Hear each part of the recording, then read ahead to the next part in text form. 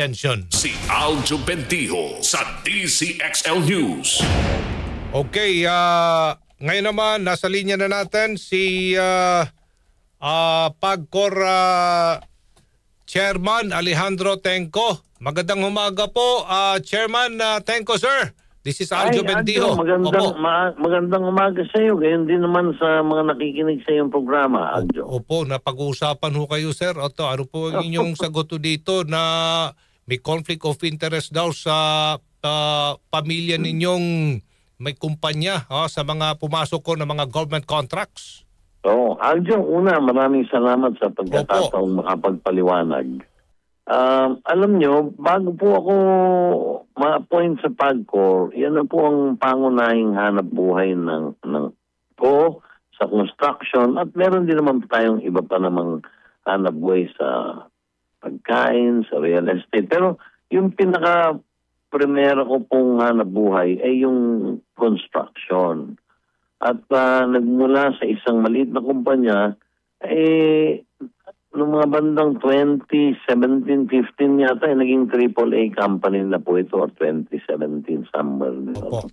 At Aljo, yan naman talagang ang una kong ginawa nung ako'y na-appoint ni Pangulong Ferdinand Marcos Jr. bilang chairman at CEO ng PAGCOR, nag-divest po ako dyan sa kumpanyang yan. Tunay, nag-divest ako sa pamilya ko, sa mga anak ko, at yung panganay kong lalaking anak, nakasama kong nagtatrabaho na nung bago pa po ako mapasok sa gobyerno, siya na po ang nagpapatakbot, may-ari nito kasama ng kanyang mga kapatid. Doon po sa tinutukoy na conflict of interest, wala naman po, masasabi ko lang po doon, wala pong naging kahit isang kontrata ang Nation Star sa PAGCOR kung saan ako po ay siyang chairman at CEO. At bagamat hindi naman requirement na doon sa level po namin, automatic po nag-divest na ako dyan. Ngayon, doon po sa sinasabing bakit biglaan daw lumobo yung aking mga kontrata sa DPWH. Una, yung tinutukoy po ng article sa Rappler na halos 5 bilyong pisong kontrata sa DPWH, ito po ay hindi in-award sa Nation Star lamang. Consortium po kami, 3 pong AAA na contractor. So, hindi naman po siguro tamang i-attribute sa akin lang yung kontrata. 3 po kami magkakasama at 3 po kaming gumagawa doon sa proyektong yon. So, 31% lang po ang Nation Star doon. Hindi naman po siguro tamang i-attribute lahat yung buong kontrata na yun sa Nation Star. Ano po? Pangalawa, this is an ADB-funded project. Hindi po basta-basta ang mga foreign-funded projects tulad ng ADB, JICA, yung mga Korean Exim, ay bago ka po una makasali dyan, you are being pre-qualified. At pagkatapos kung kayo naman ay nanalo na dyan, ang monitoring po at ang reportorial requirements po ng kontrata ay very, very stringent. Napaka-stricto po. Okay. So sa akin pong paliwala, at nagkonsulta din naman ako muli sa mga abogado kapag, there is no conflict of interest. Paano ko naman pangunahan ng DPWH at saka ADB? Wala naman po akong impluensya sa kanila. Opo. So hindi po totoo na ang napanalulan ninyong kontrata ay dahil kayo po'y malapit sa pamilya Marcos? Wala pong, ako po nangongontrata na sa gobyerno, hindi pa po Pangulo si Pangulong Marcos. Panahon pa po ni Pangulong Benigno, ng dating Pangulong Benigno Aquino Jr., dati pong Pangulong Rodrigo Duterte, ako po'y nakapagkukontrata na ang kumpanyang Nation Star sa gobyerno. Okay. At sa DPWH. At gusto ko rin liwanagin, Aljo, baka akala nila wala pong flood control project ang Nation Star.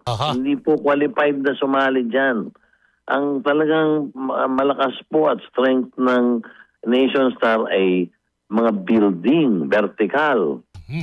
At ganun din pong mga road projects. Pero wala po kami kahit isang flood control project, Aljo. Opo. Okay, so wala hong ghost projects. Wala po.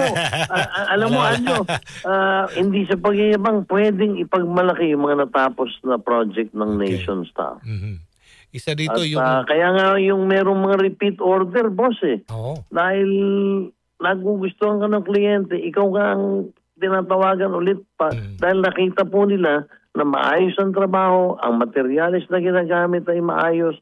Gayon din naman po, sumusunod sa specifications ng kontrata, kuminsan higit pa. Maganda nga yung bypass road project sa Davao.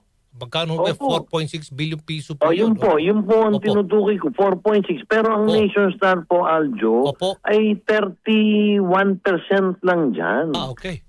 So, pag kwinenta, hindi naman dapat pag-sumahin na sa Nation Star yan. Dahil consortium po eh. Aha.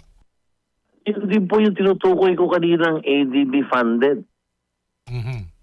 Okay. Alright, so ngayon naman, di maiwasan talaga dito, sir, at kung makikialam na dito, investigation. Alam nyo naman ng Congress, are you willing to be investigated? Well, papaliwanag din po tayo. Opo. Wala naman pong problema magpaliwanag dahil wala pong tinatagong Nation Star. Nagbabayad po yan ng tamang buwis. At makikita nila kung tayo pero ako naman, wala pong tinatago dyan. At sabi ko nga, makikita din yung divestment ko, makikita yung mga binayaran para ako'y makapag-fully divest sa Nation Star. Tsaka yung existing gaps ng conflict of interest ng mga batas, marami ho kasi yan, Chairman, para may paliwanag talaga. Aljo, hindi naman sinabi ng batas na hindi ka pwedeng mag-divest sa kapamilya mo, di ba? Hindi naman, ayoko naman. Una mahirap natin pangunahan ng Kongreso, di ba? Opo. Okay. Sige, mensahe na lang sa pangkalahatan, Chairman Tenko, sa ating mga kababayan. Dahil nadadrag po pangalan nyo dito. Go ahead po. Pagkakataong pinagkaloob nyo sa akin, Aljo, pero gusto ko lang pong ipaliwanag na ang Nation Star po ay matagal ng isang construction company. AAA rated po ito. At lahat po ng proyekto nito ay nakumpleto at mga proyektong may pagmamalaki ng anumang ahensya ng gobyerno ang nagpagawa ng mga proyekto. Kaya hindi naman po ito isang fly-by-night, hindi po ito. At matagal na pong ang inyong lingkod ay nasa construction business bago pa po na-nombrehan o na-appoint bilang chairman at CEO ng PAGCOR. Okay. Maraming salamat po, Chairman. Maraming salamat din sa iyo, Aljo, sa pagkakataong ipinagkaloob mo sa akin. Magandang umaga sa iyo. Gayon din naman sa mga nakikinig ng iyong programa. Advance Merry Christmas po, Chairman. Ganon din sa iyo. Maligayang Pasko. Okay, good morning. Salamat po. Thank you. Salamat po. Thank you. Good morning. Thank you. Si Aljo Bendijo sa